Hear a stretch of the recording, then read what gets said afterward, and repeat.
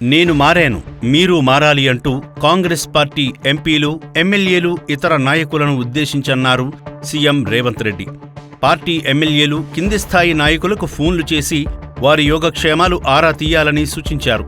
త్వరలో స్థానిక సంస్థల ఎన్నికలు రానున్నాయని గుర్తు చేస్తూ పార్టీ ఎమ్మెల్యేలు సహా ప్రజాప్రతినిధులందరి పనితీరుకు సంబంధించి రిపోర్టు కార్డు తన దగ్గర ఉందని, ఎవరు ఏ మేరకు పనిచేస్తున్నారు, ఎవరిని గుర్తించి ఏ బాధ్యతలు అప్పగించాలన్నది తనకు తెలుసన్నారు.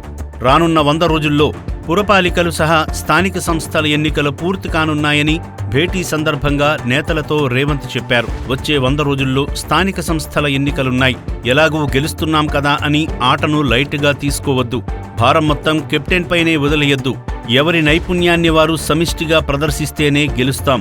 వచ్చే స్థానిక సంస్థల ఎన్నికల్లో పార్టీ ఎమ్మెల్యేలు, ఎంపీలు, ఎమ్మెల్సీలు, వివిధ కార్పొరేషన్ల చైర్మన్లు 4 స్తంభాల్లా నిలబడి అభ్యర్థుల్ని గెలిపించాలి అని వ్యాఖ్యానించారు.